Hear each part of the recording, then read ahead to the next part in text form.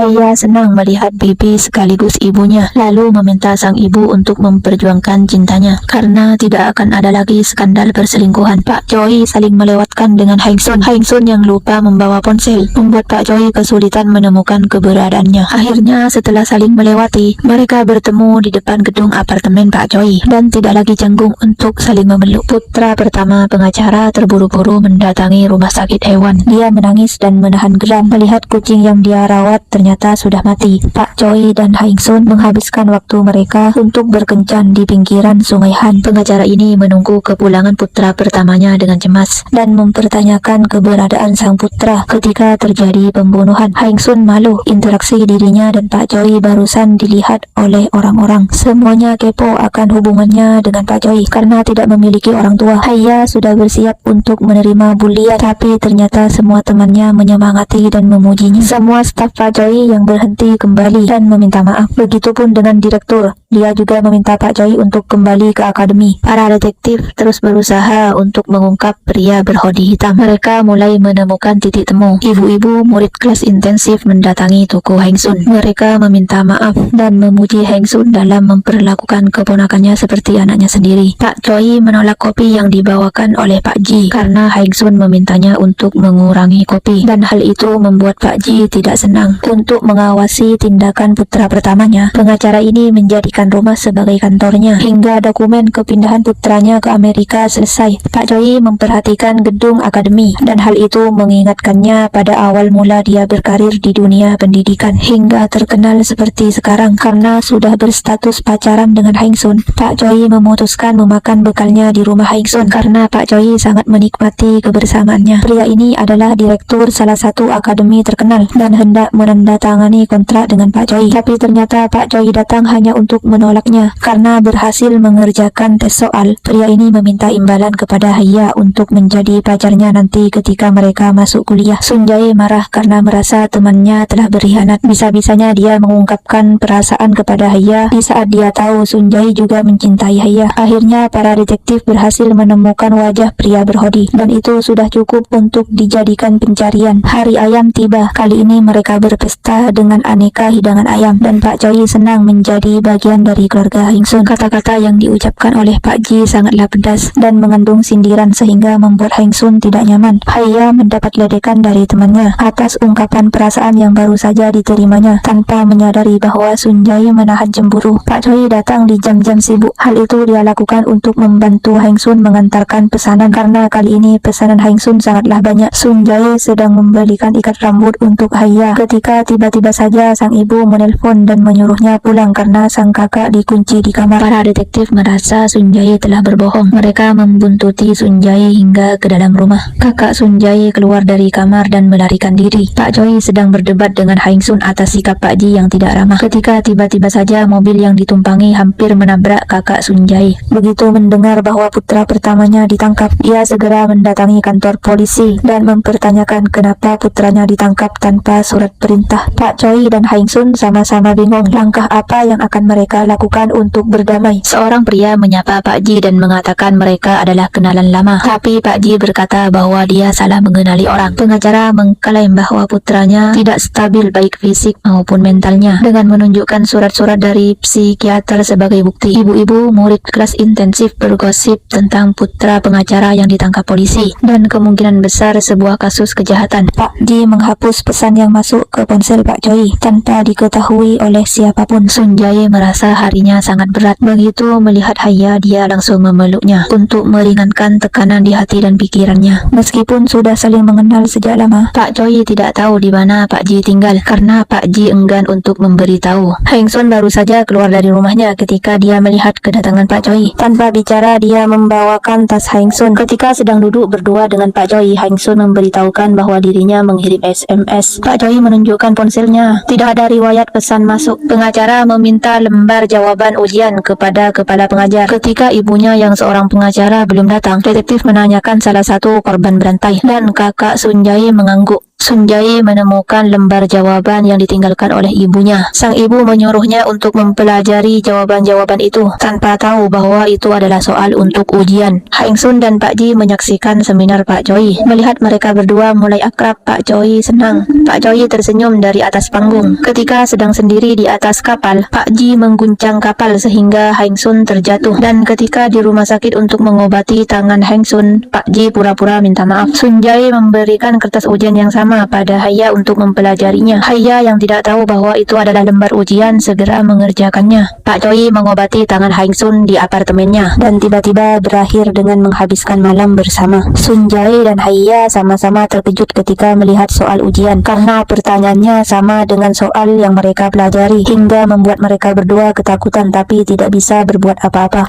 Sidang perdana kakak Sun Jae dilakukan dengan sang ibu sebagai pengacara. Semua orang terkejut ketika mendengar pengakuan kakak Sun Jae bahwa dirinya bukanlah pembunuh melainkan saksi mata. Di sepanjang perjalanan menuju rumah di atas, pengantar barang ini terus mengeluh karena pemilik rumah di atas terus meminta kiriman logam kelereng. Di dalam rumah banyak sekali buku dan poster Pak Choi yang tertempel di dinding. Heng Sun sedang menulis menu favorit di papan luar ketika pria berhoodie hitam mengarahkan ketepel dengan logam kelereng ke arahnya. Selamat datang kembali di Movies Film bersama saya Azalia. Jangan lupa di subscribe dan tekan tombol loncengnya karena dukungan kalian akan sangat membantu pada perkembangan channel ini. Terima kasih.